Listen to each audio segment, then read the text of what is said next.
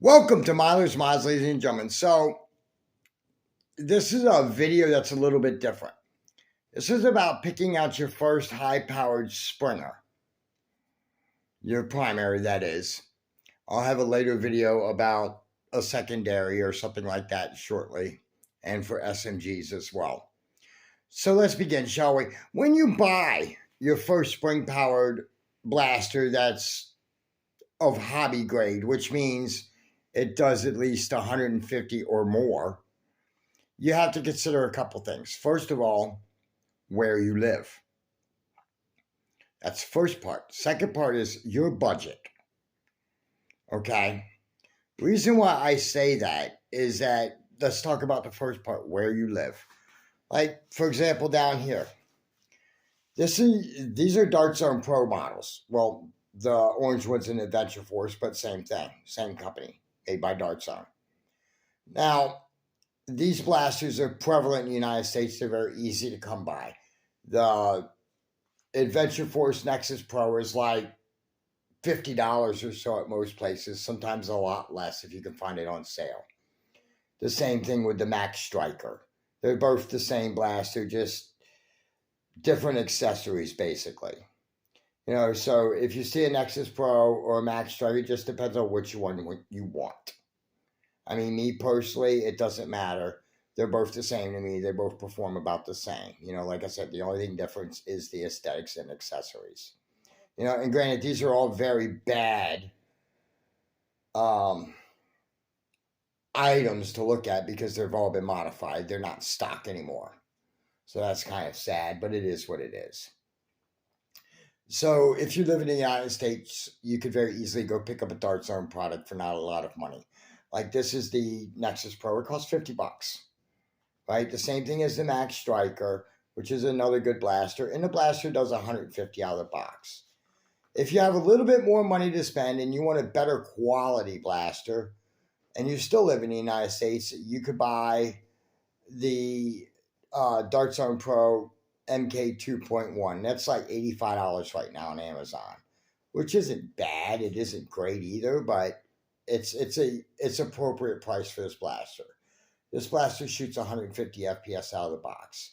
However, you do have to take a screwdriver to this blaster before you even attempt to play with it. You have to remove the dart gate. Not a big deal. It is what it is. And moving down here a little bit further here, this is the Gameface Try-On. This was a brand new blaster that was released this year. This blaster had a couple problems with it as well. One, people were getting dud shots, which means after about the third or fourth prime where the blaster wouldn't fire. People found out that if you hollow out the catch a little bit and delete the safety, you won't have that problem. So that solves that issue. But this blaster is $80. Again, it's very easy to get it if you're in the United States. That's half the problem because the community is such a vast community. It's global that we have players in Taiwan, Australia. And when you import blasters like Dart Zone blasters or this blaster here, you basically double and triple the cost of the blaster, which is not cool. Not for a 200 FPS blaster, especially in Australia, you'd be outgunned in a minute because most of those players shoot 300. Which is why I've always wanted to play in Australia, because I feel the need to do that. And here's another part. When I also said where you live. If you live in a very hot, arid climate like Nevada, the American Southwest, Africa, parts of Australia, anywhere where you have very hot, humid weather, you don't want to buy a 3D printed blaster. They're great to have, and this is a Caliburn version 4, also known as a C4. It's a great blaster. It does like 250 right out of the box if there is such a thing for that, and it's $150. Fully built at Frontline Foam. But again, these are United States prices, and prices will differ greatly around the world. Trust me, I know that. It all depends on how much money you have to spend. I mean, I've seen spring-powered blasters that cost as much as $1,000. But what you're getting for $1,000 is an all-metal construct and something that does close to 400. Which is nothing to sneeze at, trust me.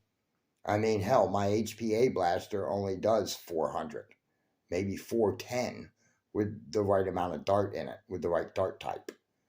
But yeah, it just depends on where you live. If you're living in an air climate, you don't want to play with a 3D printed blaster. If you live somewhere like Boston or in one of the northern states of the United States, or maybe even parts of Canada, you could use a 3D printed blaster, but don't leave it out in the sun. Don't leave it in your car. There's a whole bunch of things that you shouldn't do with a 3D printed blaster. That's why they're very finicky.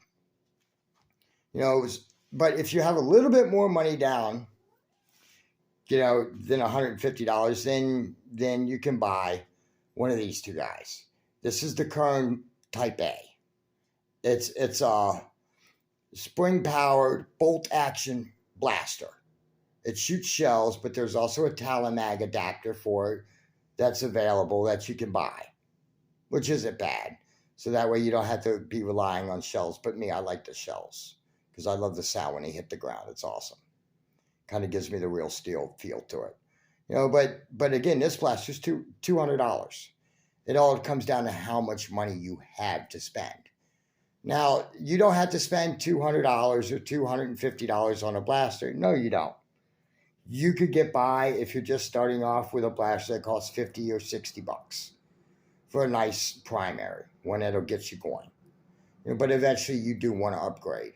And if you want to upgrade a little bit further, you could get this guy. This is the Worker Harrier. That's a $200 blaster right there, if not a little bit more if you want to buy enough upgrades for it. Like this one has the 450 barrel on it, 30 centimeter 1/6 spring, and a couple personal touches by myself put on it, but it's a rather nice blaster. It just depends on how much money you have to spend. And I'll be honest with you, people, don't spend yourself into a hole trying to pick out your first springer. I mean, honestly, watch some of the reviews on the blasters. It's all you have to do, and then make up your choice. And just remember, a lot of these hobby grade blasters, they're all meant to be modified in some way, shape, or form, or tuned to be made perfect. But if you need to pick out a blaster and you're new and you're not sure, pick up one of these guys or something like that. If you have more money to spend and you're an experienced player, well then by all means, buy a Caliburn, buy a Kern, buy a Worker. It just depends on your play style, how often you play, how much money you have, and where you live. Well, these are my thoughts on tips for buying your first spring-powered primary blaster. Until next time, this is Milo's Mods signing off.